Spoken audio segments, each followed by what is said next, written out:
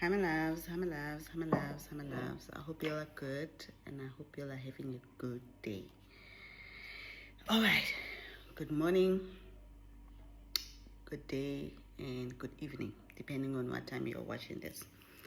And hi to my loves, my faithful followers. And equally hi to anyone who's new. If you are watching this video for the first time, or you've seen me a few times and you thought, oh, this arrogant lady, hi. Yes, I'm arrogant. Alrighty. Okay. What did I want to say? Okay. If you're new to the page, I'm going to repeat this, and I need to keep on repeating this because people still do the very same thing that I talk about all the time in my intros. If you're new to the page, don't rush to my inbox wanting to book a consultation. I'm not against anyone booking a consultation. I'm just would ask you to please, I've pinned 3 videos on TikTok. I would ask you to please go through those, especially those 3 videos. Make sure you go through them. Go through a little bit of my videos before you now start wanting to bother me in the inbox about a consultation. Get to know me. Get to know the kind of person I am. Right? And I explain so much also so that you have a bit of an understanding of what a consultation entails with me. We don't all do the same things. So what you learned where in other people's spaces is not going to be what we are doing here, right? So it's easy. It's always best to just get acquainted to a person before you jump into a consultation with them. And then how to book a consultation. You can inbox me on TikTok. You can email me. The link is there on TikTok, YouTube. There's also a web on my bio. There's also my email written there. You can, on TikTok, there's a link to my website, and there's prices there on the website. But you can't make a payment on the website, and the reason being, I don't want people making payments, instant bookings. People need to agree, and I need to be sure that they were sent. I need to be 100% sure that this person was sent to have a consultation with me. Alrighty. An altar. We're talking about an altar today. This lesson was inspired by one of my mentees. We've already done lessons on altars, a few lessons on altars, and then I was reprimanding her for something she was not doing right on her altar. Right? So the connection with these videos is how to know when your prayers have been answered. That's the title of the video. There's the cover of the video is a woman with stairs coming out of her head. There's the Ace of Swords, tarot card. Number 2, prayers that get answered is a woman. The cover is a woman in a field, a forest, and there are glowing ancestors around her. The intuitive videos, the first intuition video is a man sitting like this, wearing a ring, and he's blue, and there's a galaxy in his face. That's the cover of the video. Number 4, asking the right questions in prayer. That's a child kneeling by a bed praying. That's the cover of the video. Number 5, raising your vibration using the right words. A woman holding a key and the spirals like a shell coming out of her head, but there's she's holding the key that she can put in her head. That's the cover of the video. The art of creating a temple in your home, Feng Shui. That's the one with the black Chinese people. Alrighty, so those are the videos you will need to watch if you are new here and you want to fully understand this message that I'm about to deliver. What is an altar? In ancient times, an altar is a sacred space, a place outside. It was a sacred space outside. It was a place that was regarded, this could be a river, this could be a mountain, this could be the sea, this could be any place outside, that were regarded by the ancient as that place was highly inhabited by spirits or gods, or the gods, or they believe the gods will descend in that place. And those who went to that particular space to go worship the gods would go with offerings and venerations, right?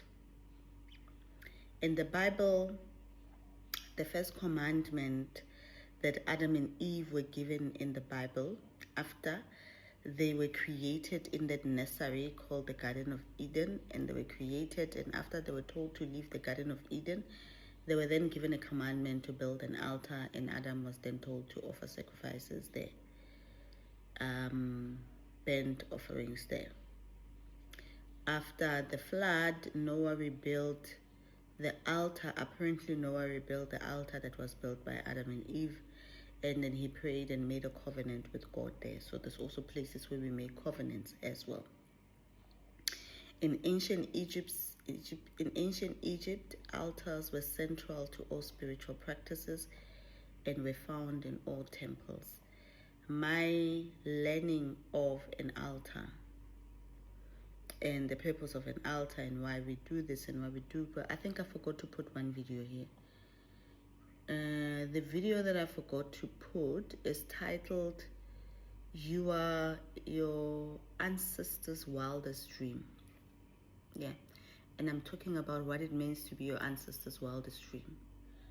In that video, I also talk a little bit about the altar and how I learned from the Egyptians about the altar.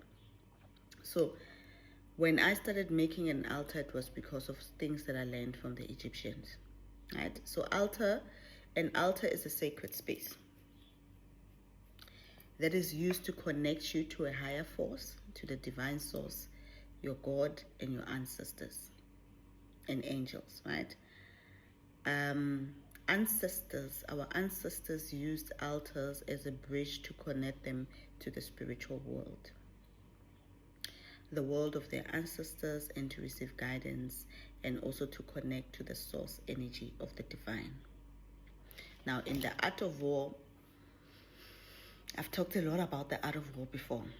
In the art of war, the first thing that the conquerors do, when there's war and the conquerors come in the art of war, the first thing that the conquerors do when they get to this place after they've conquered this particular area, the first thing that they need to do is to destroy the altars and to destroy the temples.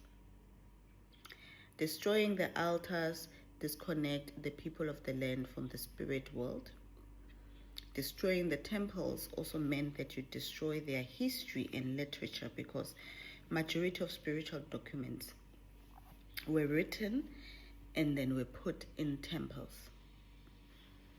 So meaning that you destroy any history and evidence of who they are. And you also destroy the practices of their ancestors, right? And once you've done that, you then have to teach them a new language. They cannot use their old language, because if they use their old language, they will then pass information to each other. You teach them a new language, and you teach it to them by force. And then you teach them a new religion and force them to pray to your God. This is why when Christianity comes, the first thing that they need you to do is to obey their God. When Islam comes into a land, they turn the state Islamic. Right? That's what they do. Right? Many of you can do a mental search about the Bible, stories that you will know times when people were forced to speak a particular language to pray to a particular God. Even in history, even in your own history, in your own country, or if you were part of the people where your country was so-called colonized, people came to colonize it as they claimed, you know that you had to adapt a different language. You had to now speak languages that were not yours. You had to stop. You even had to stop. You even had to stop practicing. People had to stop practicing their religions, to the point that even in South Africa, the Witchcraft Act was created. If you disobeyed and not practiced Christianity, you were then sent to jail. Now, if that's how things were done, then what is the right way to reconnect you back to the source power and your ancestors? If the first thing the colonizers did when they came to Africa, to Americas, to Asia, to India, and they didn't succeed in India because in India, they couldn't destroy the temples. They couldn't destroy the literature. They couldn't destroy anything. And hence, that's why everything is still preserved in India. The people still speak their Hindi languages. The people are still connected. Even the Arabs, when they came, the Muslims, when they came, they couldn't also, but at least they managed to convert a lot of people to Islam. But they couldn't destroy the culture. Even to the point that people still practice Islam, but still practice their culture. Right? So, it tells you, it gives you a very important thing. If the colonizers, the first thing that they did, or the conquerors, the first thing that they did is that when they came to Africa, Americas, the whole of America, when they came to Asia, when they came to India, when they came to indigenous countries, if the first thing that they had to do was introduce their own God, destroy your ancestral altars and temples, and then force you through fear and man-made laws to use their own language and to follow their religion and their God, then what is the one thing that you should do to reconnect you back? Right? The first step is that you need to create an altar. That's the first thing they destroyed, was the altars. So you go back to the very first thing that was destroyed. You go back to an altar. You create an altar to reconnect you back to the tree of life and to anchor you into source energy. You create a sacred space in your home, your room, where you can connect with your team, your spiritual team. There are two types of altars, right? There are two types of altar. There's an altar that sits on the floor, right? Usually this altar is on the ground outside, and it's the type of altar that is used by all family members. We call it in African spirituality, in Zulu, I think they call it umsamo, right? This is a place where we go and we pray to our ancestors. This is the place where all slaughterings are done in the family. Traditional ceremonies, traditional beer, all those things are done there. So this type of altar is used by everyone in the family, right? And it's mainly in traditional spaces. It was found in one area, maybe where the Khadi, Makhazi, or whatever, or the big mama or the matriarch lived, and that's where it will be. In my culture, they would create it inside a hut somewhere. They will have a house outside, and they'll put it there. Or there's a thing called a lapa, where they will put it molaping, right? Or they will put it in a cow's, some ancestors who were Dingakatsupe, who were Amaketla, who were alchemists, would also put it in the kraal, the cow's kraal, where the cows sit. They will also put an altar there, right? So those are the different places where the altar would be. That's the family altar, and everyone who needs to do something will be told to do that. Even when I was doing my traditional stuff, there were certain things that I had to go home to do. I can't slaughter in someone's yard. You slaughter at home, and you have to slaughter at the Msamo. And then, so that's mainly the traditional altar. And then the second type of altar is a personal altar, right?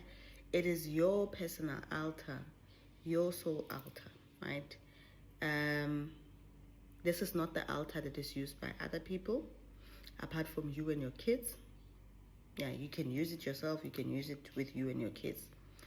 I call it a soul altar because when you now start using this altar, you are now connecting not necessarily deeply to the ancestry, to the bloodline ancestry, but you are connecting mainly to the soul ancestors when you use this altar.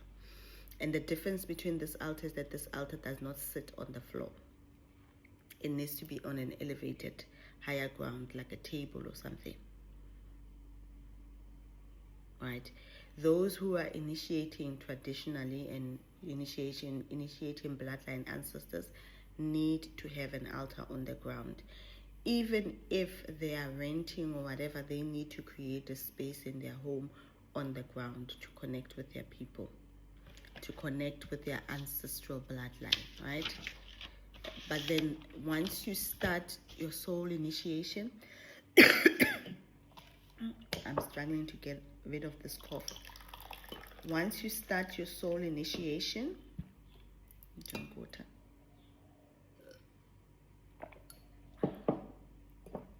Once you start your soul initiation, you need to set up your altar on a higher space, right?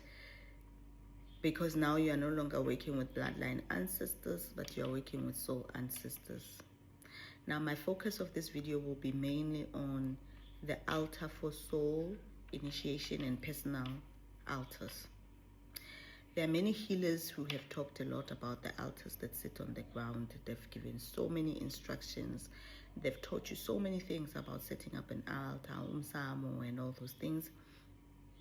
And they've made such amazing content that I don't need to add to anything. It's there. You can just do a Google search. You can just do TikTok search. You can just do a YouTube search. You will find so many things written from knowledgeable, amazingly knowledgeable healers about altars.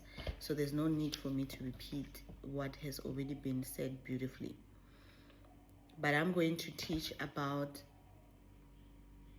what I have done and have seen worked for me on my soul initiation. At some point, I also, as I said, I also used the family altar at home for slaughtering. And then I also had my own personal altar on the floor. And then I remember I was in a consultation with my friend in the beginning of my soul initiation. I was in a consultation with my friend, and my people came through and they said, the first thing they said were like, I need to stop sitting on the floor. They said I need to stop putting them on the floor. They don't want to sit on the floor. They want to be elevated. Right? Either when I pray, I sit on a chair or I stand up. But I must stop sitting on the floor. They don't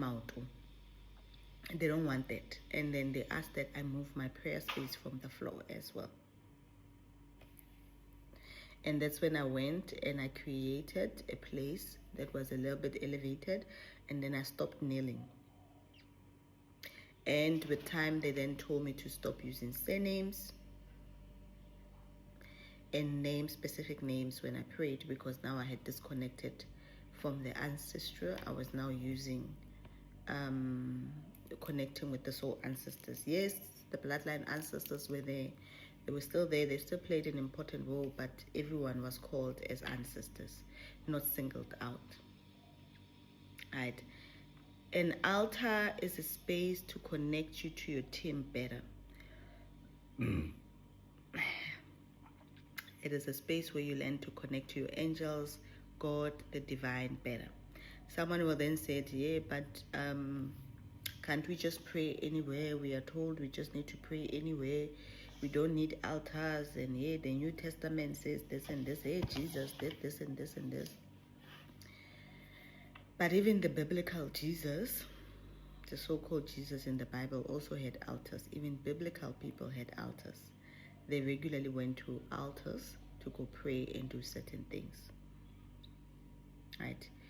An altar is a space, is a sacred space that you create to channel energy in one place. Right? This is a place where you create so that the visitors, when they come, they have a place to sit. Right? They have a place to sit. And the more you use the space, the energy is channeled into one area. The more you use the space, the more powerful it becomes. The more the intense the energy becomes.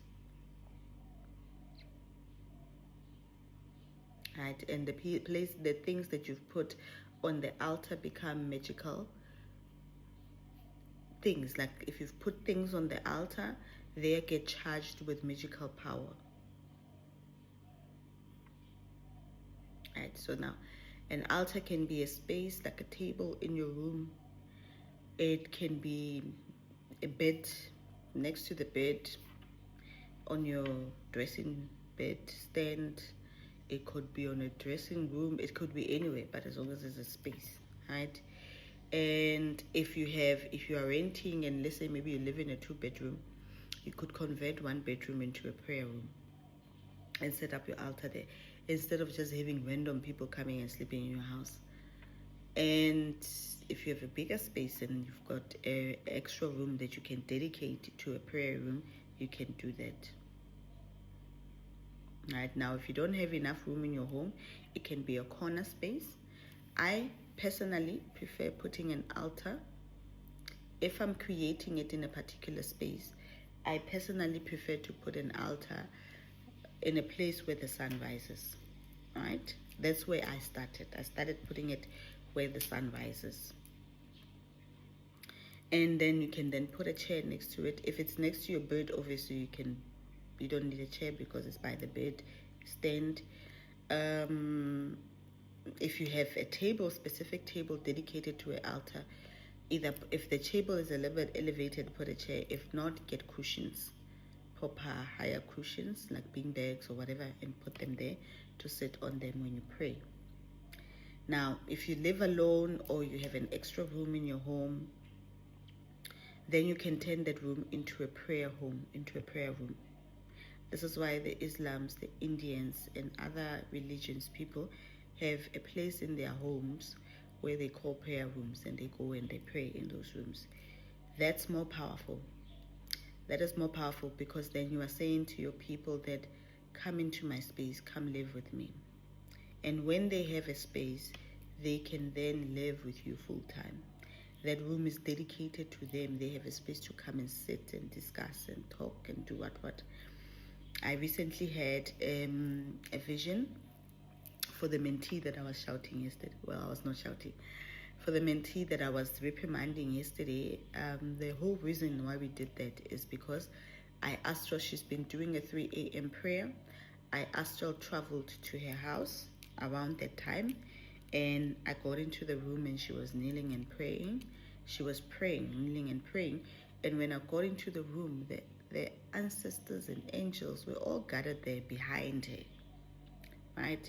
She was facing the wall and everyone was gathered behind her, and they were sitting talking.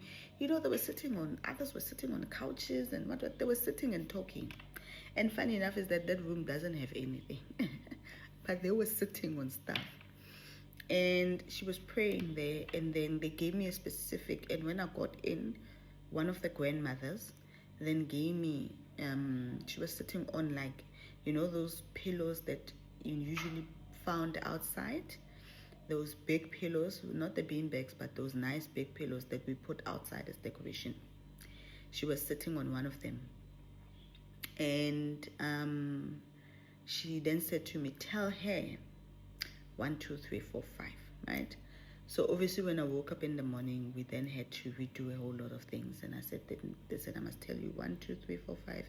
These are the things that they want you to do, right? So when it's a room, it's a much better space. But I never had a prayer room. Well, I did at some point, but I started with the corner.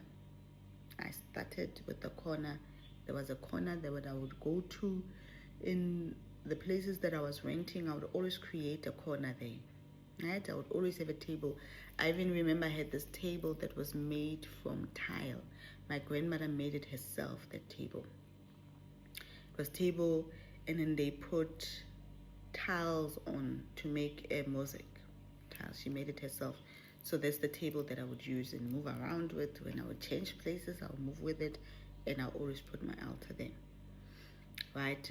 So if you have a room, it's better. But if you don't have if you have a spare room, it's better. But if you don't, it's still okay. I mean, like a corner works well. It worked well for me until a point where I was able to get a prayer room. And if you have a prayer room, don't put a bed in a prayer room.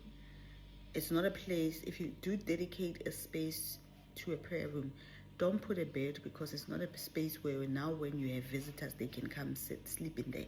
No, it is the ancestral room, and no one goes. People who do not belong to your family cannot sleep in that room. Yeah, you can be told by your ancestors to go sleep on the floor. One of my mentees was told to go sleep on the floor. Let me drink something hot. Right?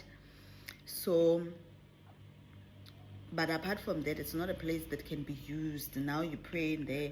When a friend comes over, now they sleep in there. It does not work like that. Don't do that. Now you're disrespecting the ancestors like that.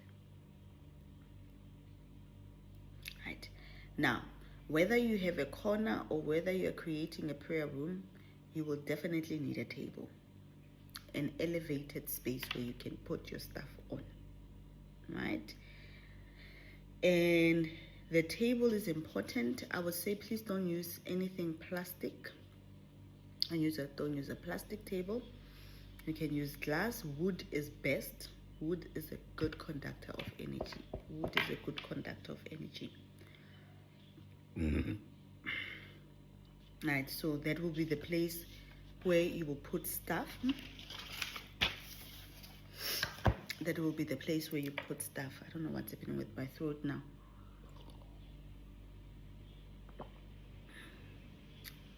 It was fine. Okay. Now, how to set up an altar. As I said, a table with a higher space.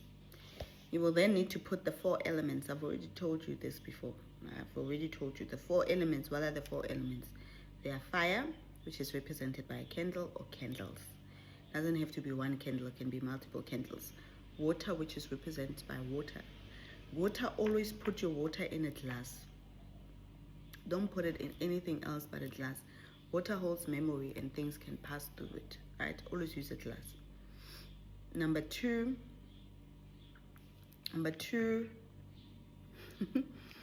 okay, I had forgotten to put a teacup in my altar. It's just behind this fold. And I had forgotten to pour the tea, because I have a teapot here that I'm busy pouring tea into. And I totally forgot that I needed to pour the tea into. I was waiting for it to soak in the cup on the altar. Okay, so the 4 elements, number 1 is water. Number 2 is fire, or which is represented by candles. Water, please put it in a glass. Number 3 is earth. Earth can be represented by crystal, a plant. Yeah. Crystal, plant, or salt. Number 4 is air. Air is represented by smoke, which could be coming from your incense sticks or any raisins or whatever that you burn for prayer, right? And then the 4 elements of the earth go at the 4 corners of the earth. 4 corners of the earth. That's where the 4 corners of your altar, that's where the 4 elements go. Now, does that mean that you need to put them in any particular order? No. You just put them how you feel your intuition is telling you to put them. So please don't come on the comments and ask me, so where must I put the candle? West side? I don't know. Decide. It's up to you. And then you can then put flowers. Also, flowers, a flower represents earth. It could also represent a pot plant, represent earth. I prefer a pot plant. Having a pot plant, maybe a snake plant or whatever, a smaller plant, or maybe having herbs there, it doesn't matter, but I prefer plants that are growing on the altar because they are alive. You can also put fresh flowers there. Some ancestors, I had always had a pot plant, but some ancestors always asked me for fresh flowers as well. So I'd go buy flowers and put them in a vase. in a water vase. You can put crystals there. The more crystals you put on your altar, the more they get charged. And when they teach you how to use crystals, at least they are charged. They have power on them. For those who still use the Bible, you can put your Bible. For those who don't use the Bible, you don't need to put the Bible. Many people don't use the Bible, don't even read the Bible. That's okay. But there are people who still use the Bible, and there's nothing wrong with them using the Bible. You can put your Bible there. Right?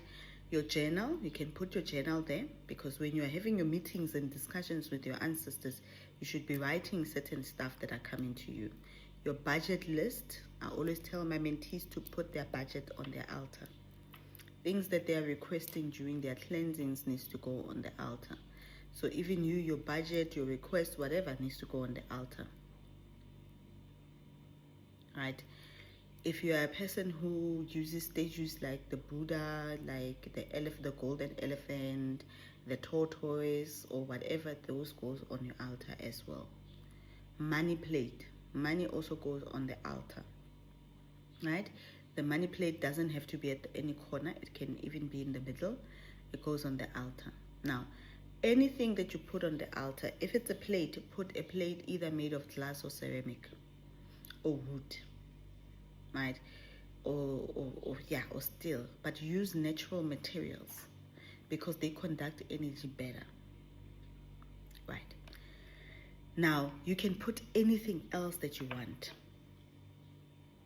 Right? I've given you a basic of what you could put. You can put anything else that you want. Now, the purpose of an altar, this is not a decorative space that you're going to create and put there and never use. This is a space that needs to be used daily. You need to do your daily prayers there with a candle. Like that candle you put, or candles need to be lit. This is where you'll put your prayer requests. Prayer requests, write them. Writing is a spell. Write things down and put them there. Light a candle. Leave the candle burning. Don't always rush to switch off the candle after you say amen or amen or mut it be so. Leave the candle burning. Go and do whatever it is that you're doing. Allow your ancestors to have enough time, your angels, ancestors, to have enough time to look at the list that you've written there. Right? This is the place where you can just sit and have an open conversation with your people. Right? An altar should be used daily. The more you use it, the more power it gathers. The more energy it gathers. And the more alignment you start to get with your team.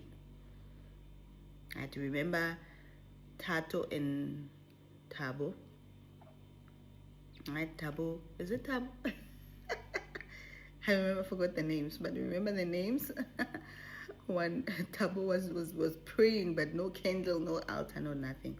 But Tato had an altar, had money, had what. Money, put the money that you have. But if you can put the highest note of your country, put the highest note of your country there. I've been where I am, the notes are high, so I've been putting like 100,000 on my altar. And I remember my grandmother was like, one of my ancestors was like, ooh, now we're playing with the big boys. It's like, now we're putting big money. 100,000 on the altar. That's an equivalent of 100 rand. Alrighty. Tips. And these I'm giving because people will ask me so many things on the comment section. Change the water daily. Change the water daily. Right? Now I'm answering you. Those who've been asking me in the comment section. Change the water daily. Clean the space. Just because you have a table, it doesn't mean it must gather dust there and you must use it and not clean it. Now, wash the space, clean it, dust it, remove the dust. One of my mentees, they have a prayer room and they have altars with the kids. The kids have their own altars, as instructed by their ancestors, and then there's a family altar. And every day, one of the girls, her responsibility is to come in and clean. When they clean, when the cleaning is happening, She cleans the room, the prayer room. That's her job. She cleans the altars, make sure the candles wax, cleans everything. Clean the space.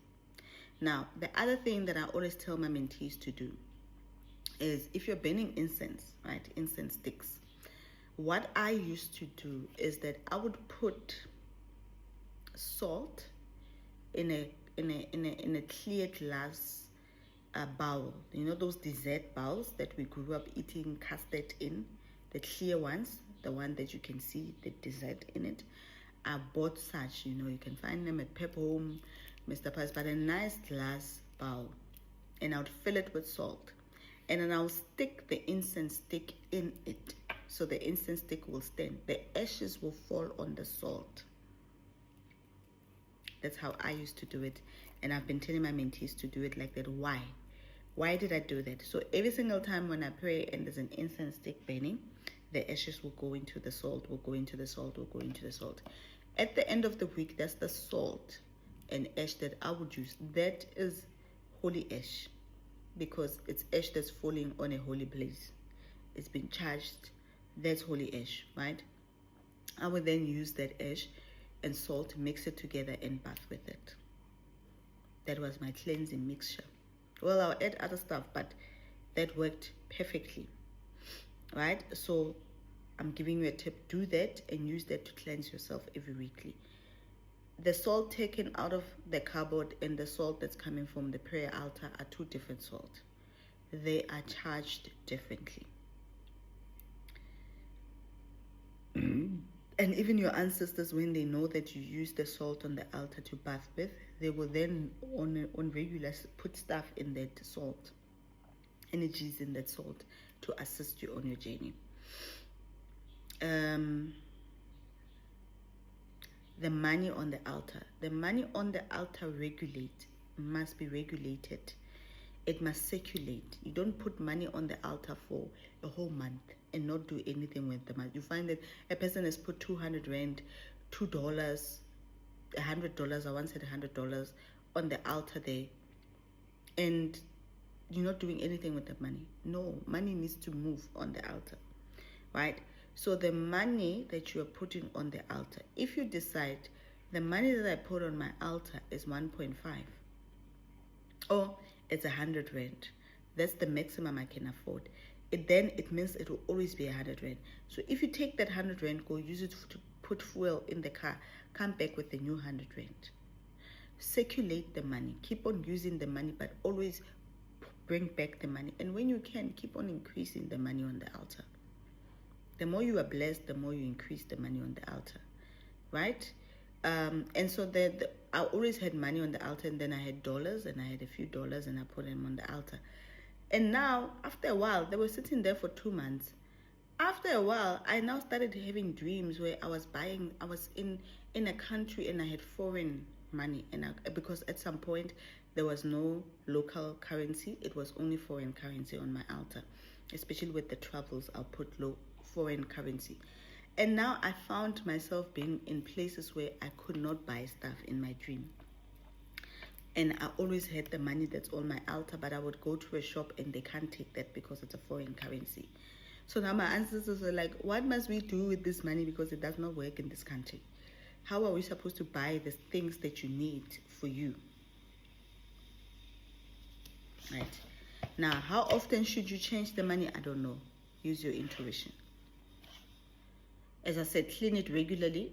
Put plants on the altar. If you put a plant on an altar, like let's say maybe you get a small potter with a snake plant, or a lily, or whatever that you decide will work for you, and you put it there. One thing that I also tell my mentees to do as well is to also, if maybe you are renting a place, let's say maybe you're renting a place, you don't own that property, and you've put a plant there with soil, go outside to a field, go pray, talk to your ancestors, and let them know that this is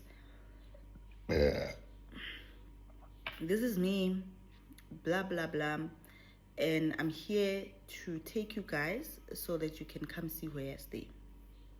Wherever you were praying and pattering on the ground, right? If you're at a field, you need to paddle on the ground. And the ground, your ancestors come, you take the soil that you're paddling on, put it in something, go with it home, put it on that pot plant. Right, put it on the pot plant. Sometimes if you paddle with snuff, for those who use snuff, put it on the pot plant, right? Put it in there a little bit. And then allow your ancestors, so that will be a place where even the bloodline ancestors can still come and sit, because they need soil, they need ground to sit, so they can still come and sit. Because the reality is that in your life, the soul and the bloodline ancestors work together. There will come a point where the bloodline ancestors won't be too active, but they will still be there, right?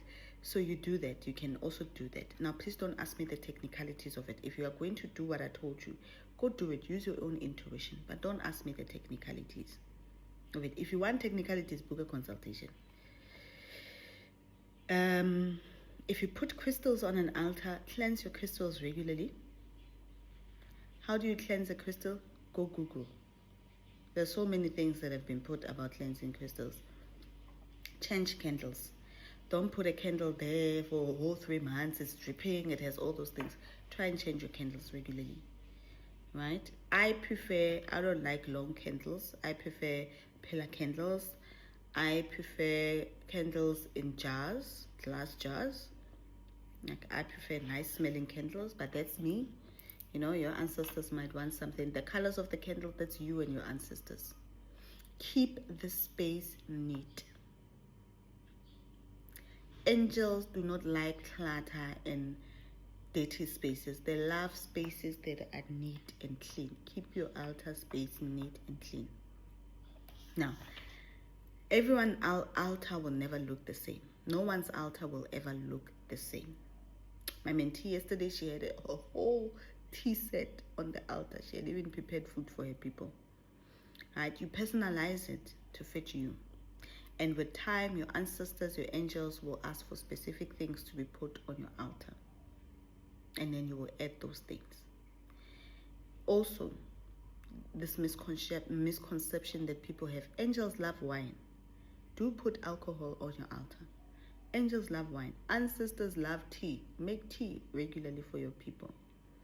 And then also put food on the altar regularly. Right? Ask yourself the following.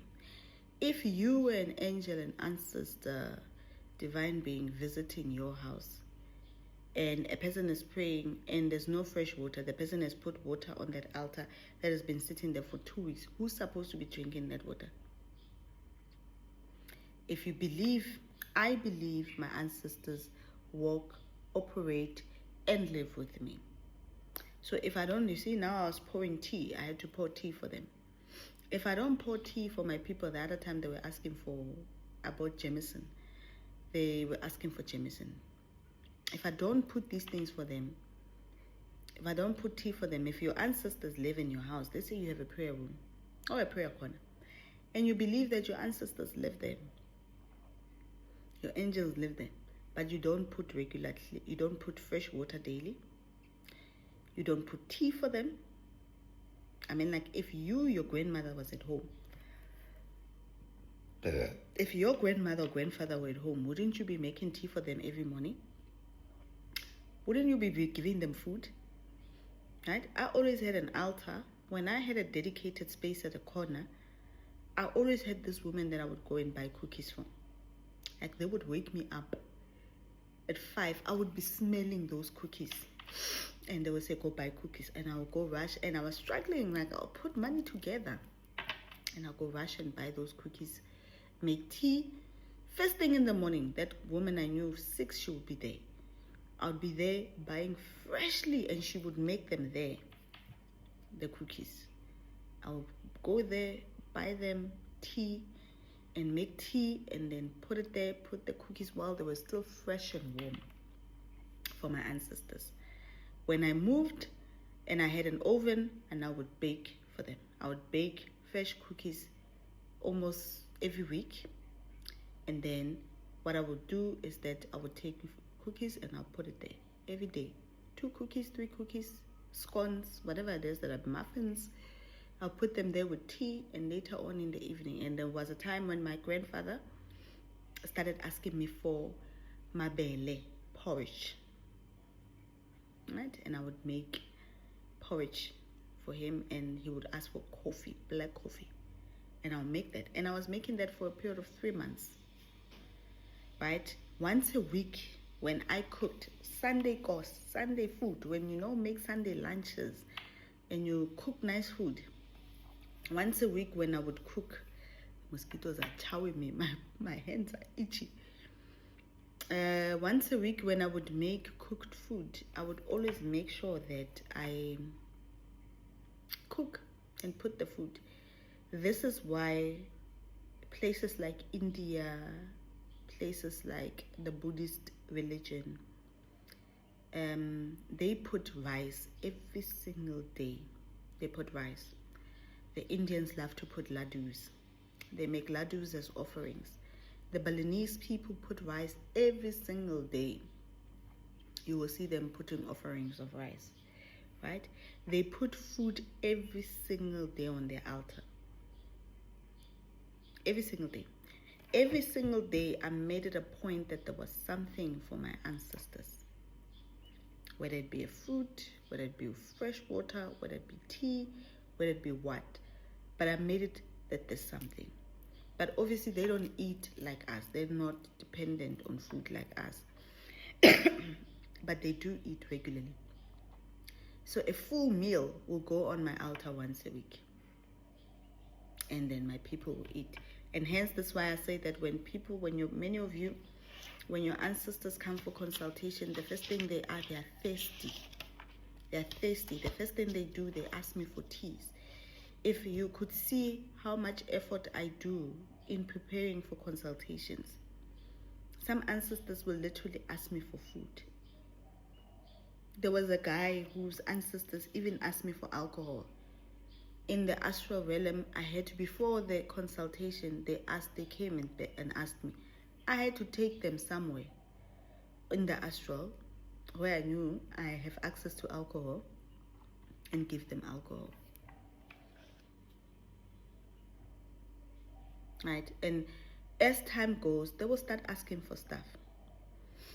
The mentee who I was working with yesterday, on her altar, there's alcohol that she saw in a particular dream after she did her 3 a.m. prayer. And I was like, that's the alcohol they need. Go put the alcohol on the altar.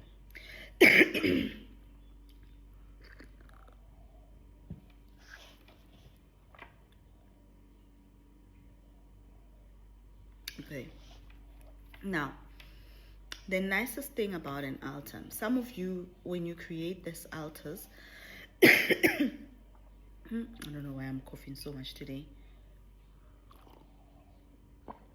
Some of you, when you create these altars, you might be required to put a cloth on top. You might be required to put a cloth on top for your ancestors and stuff, right? Some of you might not be required. Listen to your intuition and listen to your ancestors. They know better than me. Do what they told you. And the nicest thing about an altar is that altars are movable. When you move with every single thing. You put it together and you move to your next place. Especially for those of you who are renting. Especially for those of you who are renting.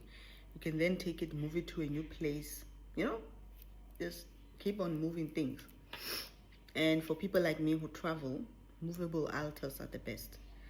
When I get into a place that I'm renting, the first thing I look is for a tray, a plate, a big plate or whatever, and I put my crystals, I put my statues, I put my elements, I put whatever it is that I have. I have this thing that's made out of gold, made in brass, like a sort of like a shell. That's where I put my candles in. So I use it as a candle holder. I have a shell, this particular shell that I found when I was at the ocean, that I use as an incense holder. Right? That's where I put my incense in. when I bend them. So I have things that I've collected in my spirituality over the years that were unique to me and my ancestors that I use. At certain point, I had a lot of things on my altar, but lately my altar is small because we are traveling healers right now, and so with that means that my altar is a small space, right? A mini tray like this can work, and a big plate can work. We put everything in it. The candles I buy where I get. So that's the nicest thing about an altar. It is that even if you have a work trip for a week, you pack your altar, you go with it. Wherever you are in your hotel room, you set up your own altar. And your people are there with you. That's the beauty about altars. Right? So that's how I create. When I move into a space that I'm renting, the first thing I do is find this in the kitchen. I find whatever I can use as a base to put my stuff on it, and I put the stuff in it, light my candle, sage or cleanse the property that I'm in with smoke, and after that I then start my prayer and let my people know we are here. That's it. And then we do that, and then we are traveling. That's how we do it. Right? And the nicest thing about my altar being on a tray is that it can move. Like now I'm sitting in the dining room, I'm sitting in the living room, recording. My altar's there, consultations, my altar's there. When I move to the bedroom, I go up with it. It sits in the bedroom. When I sleep, it sleeps next to me on the headstand. When I wake up in the morning, it goes down with me. Because it's an altar. An altar is movable. It can move. It can be in different places. Right? So hence that's why I say having a movable a place upstairs, even it doesn't matter. Even if you have a prayer room and you create a table and you put all those things, the nicest thing about an altar is that it can move. But if it's on the ground, on the floor, on the soil, they don't move. Once you create it there, it will always be there.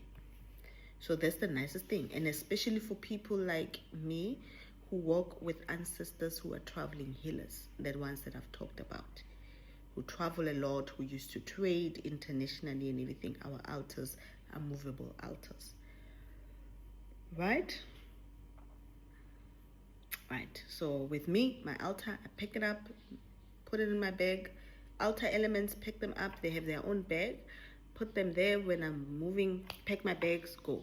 Next location, we unpack, put everything in, and the whole process is created. Now we've created a sacred space where I live. When it's time for us to leave, we pack ourselves again, we move on. Right? And that's why in olden days, altars were in the rivers, the mountains, and everywhere. And anyone who's a traveler can stop at a river, can stop at a tree, can stop at this place and pray there. Right? We even know of many people in the Bible who were praying, who used certain places that they found on the mountains, rocks, as altars. Right? This process allows you not to cage your ancestors in one place, but you allow them to be free as you, and they can travel along with you. Right? You already know how to pray. I taught you how to pray. I taught you how to use the right words. I taught you how to connect better with your ancestors. Right? Now I've answered some of the questions that many of you have been asking in the comment sections about the altars. Some things I can't write it in a comment, like this. There's too much typing. I don't have time for that. Hence, that's why I'm putting it all here. Beyond here, if you are lost, even after me making this long video about an altar, and you are still lost, then you have a problem. Then the problem is you, not even your ancestors. Then you are a problem. You should go fix yourself. All right, it's time. Let me finish up. I need to start my consultation and prepare for my other appointment for the rest of the day and things that I need to do for the remainder of the day. All right, that's the lesson, my loves. I hope you guys have a good day, and I hope this answered some of your questions. I know some of the lessons that I've been making have been boring to many of you, but it's needed. There will be times when I will make lessons that are boring, that will not be appealing to everyone, and it's okay. They have their own people. Don't force yourself to watch them if you don't understand them. And if they confuse you, leave them. You will come back to them when the time is right. And there will be times when I'll make lessons where everyone will be excited about. That's the nature of spirituality. We cannot cater to only one set of people. We cater to all kinds of people. All right, 555 on my time. And as I say this, bye my loves. Toodles.